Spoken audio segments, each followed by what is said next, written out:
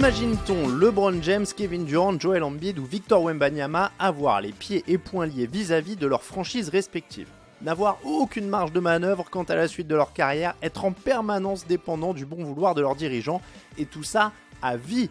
Évidemment non, à la fin de leur contrat, ils peuvent signer dans l'équipe de leur choix, LeBron James et Kevin Durant n'ont d'ailleurs jamais hésité à le faire. Mais ce qui est vrai aujourd'hui ne l'a pas toujours été. Le concept de free agent, le joueur libre de signer où il veut, et donc la free agency qui va avec, n'est pas né avec la NBA. Cette liberté absolue du joueur de signer où il le souhaite n'est pas si ancienne, pas du tout même. Le premier vrai free agent c'était Tom Chambers et c'était en 1988. Comme souvent aux États-Unis, il a fallu s'élever contre les puissants avec quelques actions en justice au passage. C'est ce qu'on vous raconte aujourd'hui dans l'histoire de basket.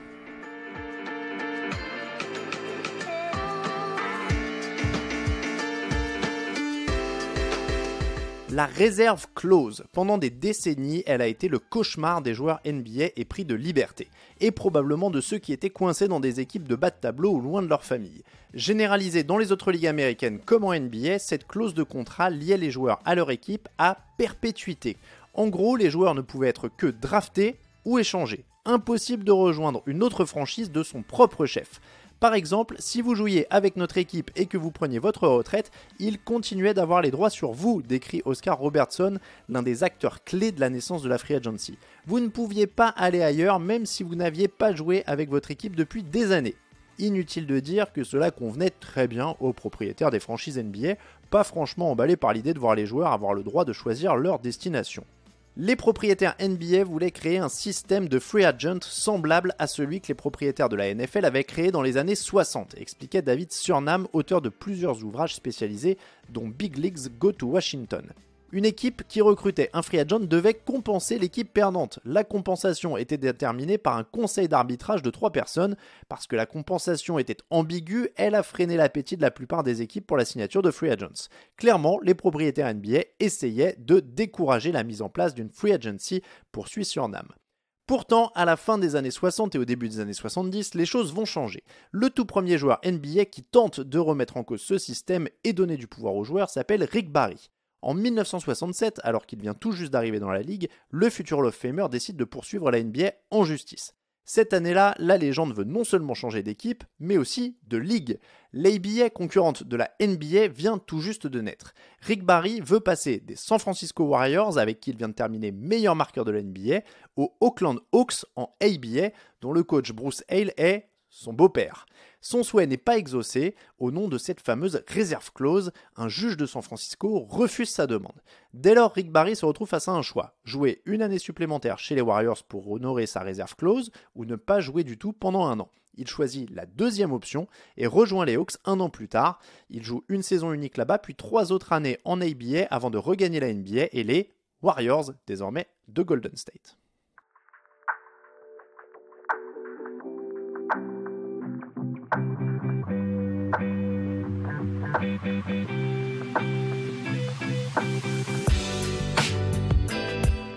Rick Barry a été le premier avertissement pour la ligue, car seulement quelques années plus tard, un autre homme s'attaque au système en place, Oscar Robertson.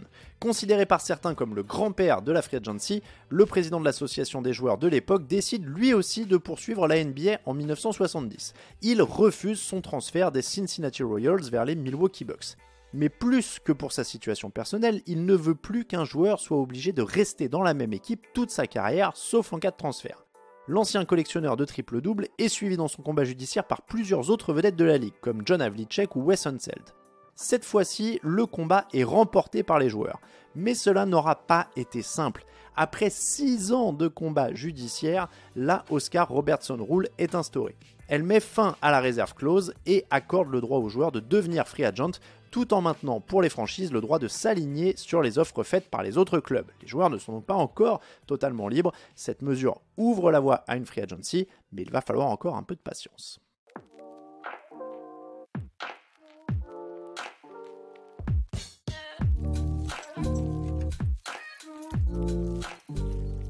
Si Si Oscar Robertson a gagné une bataille, il faut pourtant attendre près d'une décennie plus tard pour voir celui que l'on considère comme le tout premier vrai free agent, à savoir un free agent non protégé. Son nom, Tom Chambers. En 1988, ce joueur vedette des Seattle Supersonics montre son envie d'aller voir ailleurs.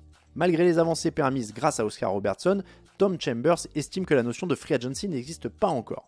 Tu ne pouvais pas vraiment bouger, livre l'ailier. Il n'y avait aucun mouvement du tout, par conséquent les contrats vous enfermaient en quelque sorte. Sauf que la NBA décide à partir de cet été 1988 que les joueurs ont la liberté totale de signer où ils le souhaitent dès lors qu'ils remplissent deux conditions. La première, être dans la ligue depuis au moins 7 ans. Et la deuxième, avoir connu 2 contrats NBA. C'est précisément le cas de Chambers. Phoenix se place donc rapidement en vue de le récupérer. Séduit par le jeu des hommes de l'Arizona, conduit par Kevin Johnson à l'époque, Tom Chambers reçoit les dirigeants des Suns, dont le manager Jerry Colangelo. Ils étaient très agressifs, se rappelle le joueur, ils ne comptaient pas entrer chez eux tant qu'un accord n'était pas trouvé. Et là, ça commence à ressembler à la free agency que vous connaissez aujourd'hui. Un beau contrat est mis sur la table, jusqu'à 2 millions de dollars la saison, plus du double de ce qu'il touche à Seattle. Et le 5 juillet 1988, Tom Chambers signe chez les Suns, où il joue ses meilleures saisons NBA. Et là encore, vous allez voir, le discours ressemble à ce qu'on entend aujourd'hui. Ils m'ont proposé quelque chose que je ne pouvais pas refuser, se remémore le joueur. Ça m'a surpris, je m'étais préparé à parler avec 6 ou 7 équipes. C'était une situation unique où j'étais en mesure de choisir une équipe. Je n'avais jamais eu la chance de parler avec une autre franchise. C'était avant-gardiste, quelque chose qui n'avait jamais vraiment été fait jusqu'ici. Une première signature qui a un drôle d'écho 30 ans plus tard, tant les joueurs sont désormais au centre du jeu. Ils ont tellement pris le pouvoir que de plus en plus de superstars parviennent à être transférés dans l'équipe de leur choix alors qu'ils sont toujours sous contrat. Impensable en 1970. Et pour ce qui est de signer quand on est à la fin de son contrat, désormais cela semble un acquis.